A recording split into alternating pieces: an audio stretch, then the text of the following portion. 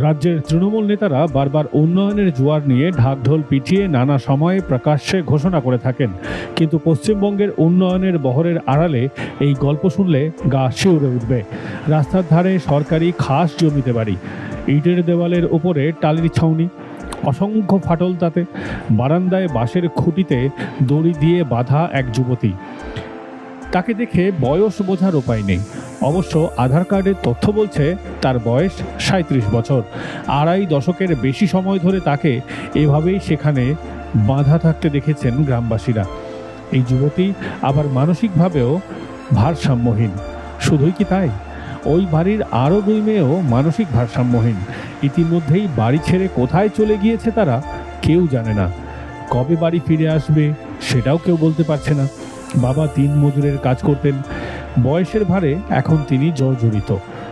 পারিবারিক আর্থিক অনটন এবং বিশেষভাবে সক্ষম সন্তানদের ভবিষ্যৎ নিয়ে ভীষণ উদ্বেগের মধ্যে রয়েছেন বাবা মা।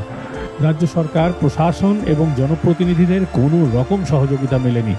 বারবার আবেদন করেও সাড়া মেলেনি। তাই বাবা শেখ জাক্কার প্রশাসনের বিরুদ্ধে ক্ষোভ উগড়ে দিয়ে বলেন, আপনার বাকি 3 মেয়ে তিনটাই এরকম, সবাই এরকম? তিনটাই এরকম। গ্রামের লোক সবাই বলবে সবাই একই রকম? একই রকম। একে বেঁধে রেখেছেন কেন? বাড়ি চলে যায় তো, যেখানে সেখানে চলে যায়। এমনি কি কিছুই এর বোধ শোধ নেই? না, আবার কোনো জ্ঞানই নেই ওকে। পায়খানা পেছাব করে দিয়ে পায়খানা পেছাব কোনো হুঁশ নাই, যেখানে সেখানে পেছাব করে দেওয়া হয়, পায়খানা করে দিয়েছে। নিজে পায়খানা পেছাব সেবন করে নেয়। কত বয়স হলো? বয়স দেখানো ওখানে তাও আন্দাজ আপনি তো বাবা। আমার 35-এর উপরে হয়ে গেছে। এই যে এইরকম ভাবে চলছে, এখানকার যারা জনপ্রতিনিধি, আপনার এখানে পঞ্চায়েতের মেম্বার, প্রধান, এরা জানে না? জানে সবাই, কেউ কিছু করেনি? কিছু করে না। আমি এত বলি কেউ অ্যাকশন নিচ্ছে না।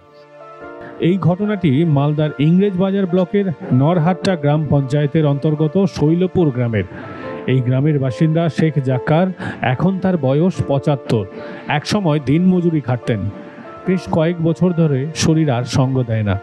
শ্রমিকের কাজ ছাড়তে হয়েছে। স্ত্রী মালেকা বিবি কয়েকটি ছাগল প্রতিপালন করেন। তার বয়সও 60 ঊর্ধ্ব। বৃদ্ধ এই দম্পতির 4 মেয়ে, তার মধ্যে 3 জন বিশেষভাবে সক্ষম। শুধুমাত্র বড় মেয়ে খানিকটা সুস্থ। অনেক চেয়ে চিনতে তার বিয়ে দিতে পেরেছেন। একসময় 3 মেয়ের চিকিৎসা করিয়েছিলেন বাবা জাক্কার, কিন্তু খরচের ধাক্কায় বেশি দিন আর চিকিৎসা টানা সম্ভব হয়নি। বছর 15 আগে মেয়েদের বহরমপুর মানসিক হাসপাতালে চিকিৎসা করাতে নিয়ে গিয়েছিলেন। চিকিৎসার জন্য কোনো টাকা লাগেনি বটে, কিন্তু সেখানে যাতায়াত আর খাওয়ার খরচের বহর বাড়ছিল। দিন 10 পরেই মেয়েদের বাড়িতে ফিরিয়ে এনেছিলেন বাবা। তারপর থেকে এখন পর্যন্ত আর চিকিৎসার কোনো বালাই নেই। বর্তমানে বাড়িতেই রয়েছেন জাক্কার। তিনি বলেন, আমারও বয়স হচ্ছে, পরবর্তী সময় আমাদের মেয়েকে দেখবে কে, এই ভাবনায় আমার দিন রাত এখন কাটে না। অত্যন্ত কষ্টে রয়েছে। কি চাইছেন? अब সরকার কি দিবে না দেবে আমি কি করে বলবো? এখন যদি মেয়েদেরকে আপনার প্রশাসন নিয়ে যেতে চায় চিকিৎসার জন্য, ছাড়বেন? না। কেন? আমি এই বয়সে ছাড়া কোনো কোম্পানিটা যায় তো আমি থাকতে পারবো না। এইভাবে নিয়ে করে আছে। আজকে যদি প্রশাসন বলে আপনার মেয়েদের চিকিৎসা করবে বিনা পয়সায়, আপনি ছাড়বেন না কেন? নিয়ে গেছিল তো একবার। কি হলো সেটা? একবার নিয়ে গেল যে বহরমপুর যাওয়ার কথা, সেখানে বহরমপুর গেলে সদরে ভর্তি করে দিল।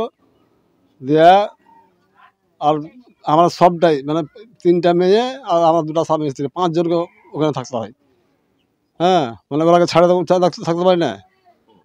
ছুটলে চলে যাবে কোন যেতে সেদিকে, তখন কী করবো? উল্টা আমি কত গ্রামের লোককে বেগাতা সাহায্য করে নিয়ে যেত, ছুটি করে নিয়ে 10 দিনকে। দুবেলা 5 জনের পেটই ভরাতে পারছেন না জাক্কার। মেয়েদের চিকিৎসা করানো এখন তার কাছে দিবা স্বপ্নের মতো। তার গ্রামের বাড়িতে গেলেই নজরে পড়ে বাড়ির বারান্দায় খুঁটিতে বাঁধা রয়েছে মেয়ে গোলবানু। তার বয়সের সঙ্গে পরিণত জ্ঞান হয়নি। নিজের প্রয়োজনগুলিকে সে বুঝতে কিংবা বলতে ঠিক করে পারে না। তাই এই জীবন যেন অত্যন্ত কঠিন, প্রতিবন্ধকতায় পূর্ণ। অসহায় আর করুণা নিয়ে বেঁচে রয়েছে এই বিশেষভাবে সক্ষম মেয়েটি। বর্তমানে জাক্কারের স্ত্রী তার সঙ্গে থাকে না, 2 মেয়েও নেই। প্রতিবেশীরা জানালেন মালেকা বিবি ছাগল চড়াতে গিয়েছেন। মেজো মেয়ে জুলি আর ছোট টুম্পা কোথায় গিয়েছে কেউ জানে না। দুদিন ধরে তাদের খোঁজও পাওয়া যাচ্ছে না। এক প্রতিবেশী জরিনা বিবি বলেন, সরকারের কোনো রকম সহযোগিতা নেই। তার কথায়, কি চাইছেন আপনারা? আমরা চাচ্ছি কি যে ছেলেপিলারা কি করে খাবে না খাবে, কি করে থাকবে বাবা মা মরে গেলে। হ্যাঁ, সেটা আমরা ভালোই চাচ্ছি। আমরা চাচ্ছি যে ছেলেপেলা সুখী জেনে থাকে। পরিবারে একদিকে আর্থিক অনটন এবং অপরদিকে বিশেষভাবে সক্ষম সন্তানদের প্রতি সরকার এখন কতটা মানবিক সাহায্যের হাত বাড়িয়ে দেয়, এখন সেটাই দেখার। মাধ্যম ব্যুরো রিপোর্ট।